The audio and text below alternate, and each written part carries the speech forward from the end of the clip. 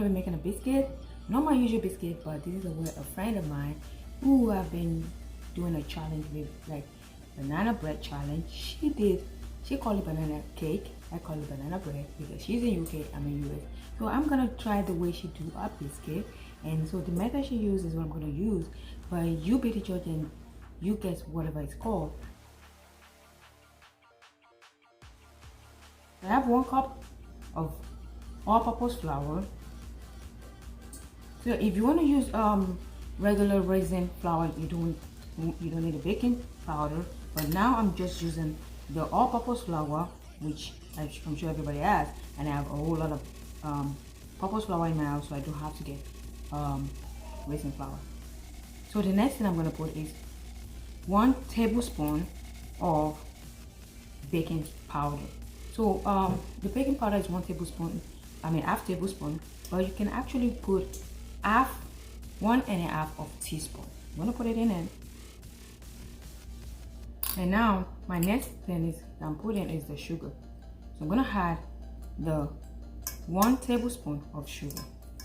So all my 3 ingredients is added. So now I'm just gonna whisk it together, all the dry ingredients together.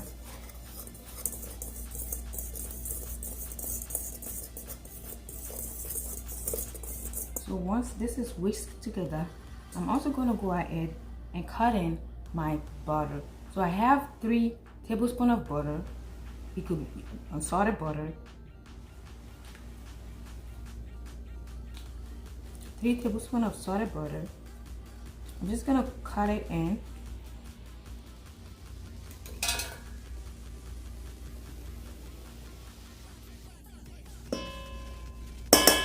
Like I said, this is not the usual way I make a biscuit. My biscuit is different from this. I use buttermilk. So for this, you can use whole milk or 2% milk, or even buttermilk.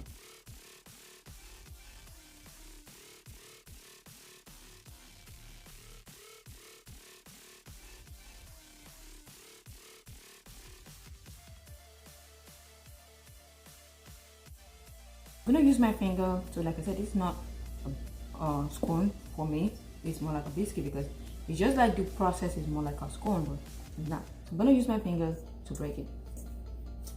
So already my fingers are clean, so don't worry about that. Washed and clean. So I'm gonna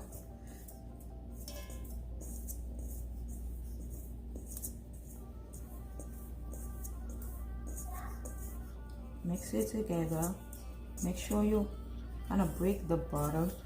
However, the butter is softened, you can let the butter soft. You can soften it in the microwave just a little bit, and then yeah, but I've softened it already, and then now there we have it. That way it's going to be easier to break because it is a little harder. It's going to be hard. I'm going to spread my flour, the mixture. I'm going to spread it out like this. Spread it out like this. Make a hole in the middle, and then I'm gonna add my 2% milk. That's what I have in the house. That's what my kids do. So I have heavy milk or buttermilk or 2%. So whichever one you have. So now instead of buttermilk, 2% or whole milk. But like I said, this is not a scone. With a scone, I will use buttermilk. So I'm gonna mix this with the bottom of the spatula because I don't want to overwork it. See? And by the way, that is half cup. This is half cup of milk added to it. And then I'm gonna mix it.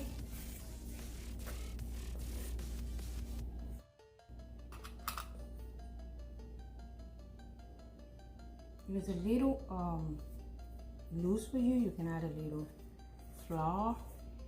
Just a little. Not much, because you think that the milk probably been a little watery. So yes. So I'm gonna spread this with flour. I can as well do it on a counter, but sometimes I don't want to do it on a counter. So I'm gonna do this.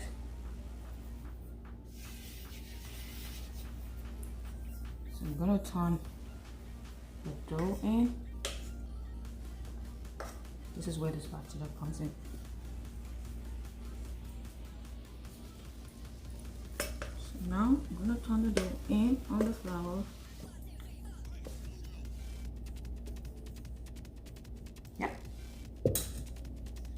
that's that.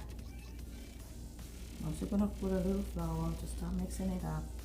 So you see, you don't want to overwork it because you don't want it to be too, yes. So that's it. I'm just gonna fold it up. Fold it up again.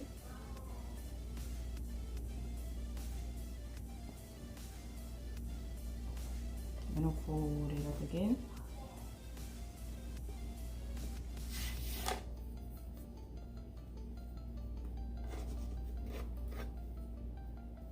Fold it up.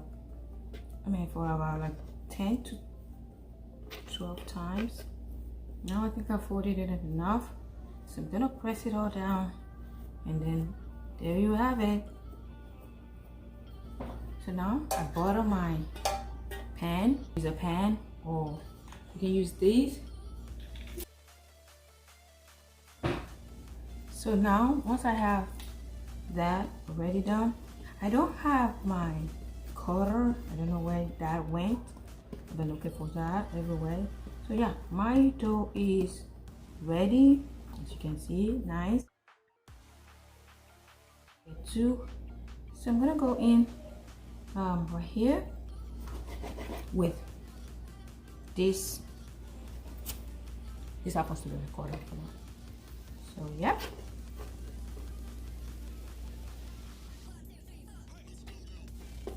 Gonna do another one.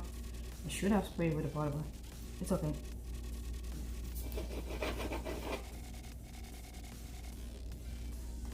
Two. I should get about 4 of that. Maybe I should just go this way, this deep.